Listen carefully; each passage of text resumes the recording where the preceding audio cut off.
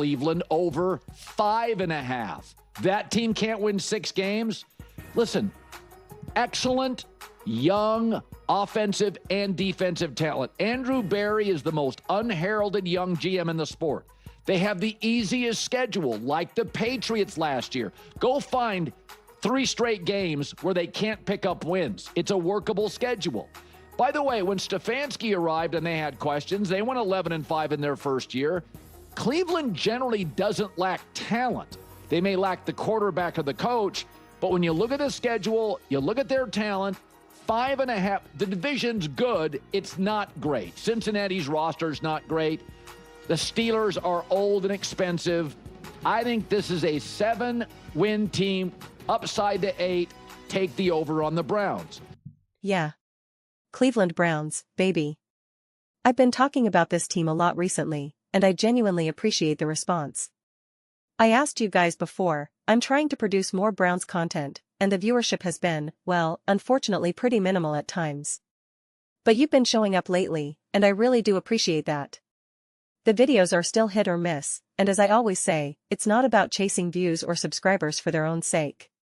Obviously, I want them, I'm not going to pretend otherwise, but what matters most is being able to create Browns content that people actually want to watch and engage with. So if you can watch the full-length video and subscribe, it makes a massive difference. And you're doing that, which is honestly awesome, and I really appreciate it. Now, let's get into it.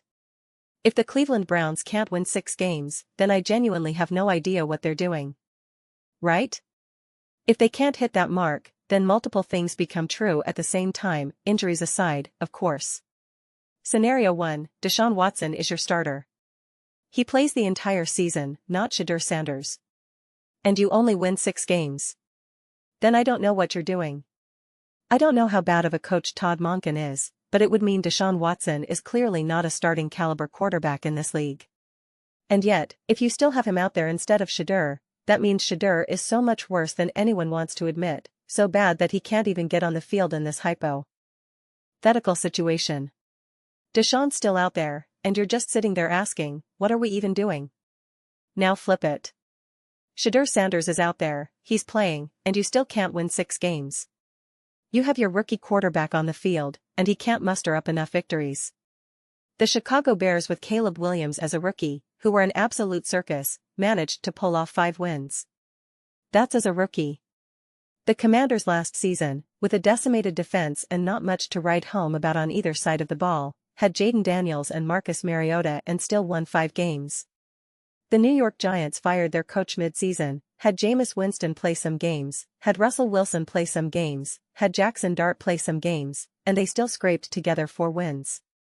I'm not saying these are amazing accomplishments, but I'm putting things in perspective here. They were still able to figure some things out. So not being able to win 6 games, if that's the case, would be such a disaster and so ridiculous that you'd be 1000% drafting another quarterback in the 2027 draft. There would be no way around it. The defense will look a little different, but it should still be really great, really solid, not a liability.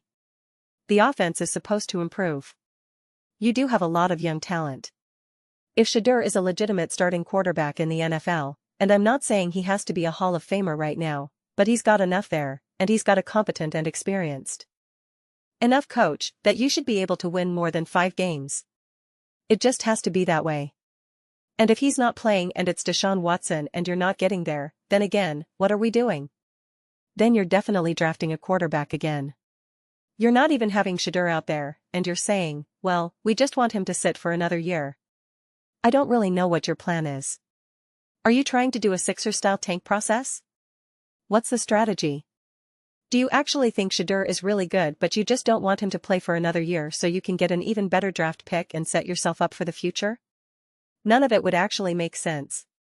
None of it would be logically coherent. So I actually really appreciate this over-under threshold that's been set here, because it highlights everything I'm saying. If you can't do this, there are such glaring issues.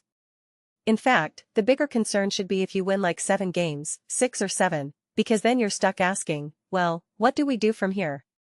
Can we actually make another jump next year? Are there still problems? Do we still need to draft someone? What's the story here? What's the situation? You're going up against some interesting teams. Obviously, divisional games are always divisional games. But you've got matchups against the Raiders, the Jets, the Giants, the Colts, the Titans, the Saints. I told you guys this in a recent video, there have been plenty of times I wasn't super excited to watch Browns games. I'll watch them, I'll check them out, but they weren't at the top of my list. Now? I am absolutely fascinated. Whether it's Deshaun or Shedeur, I am completely locked in. Every game that Shedeur loses, I'm going to say, well, this is interesting. Every game that Deshaun loses and Shedeur's on the bench, I'm going to say, this is interesting.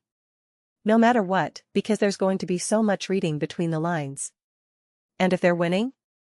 Well, that'll really shock the NFL world. Colin has the Ravens winning fewer games.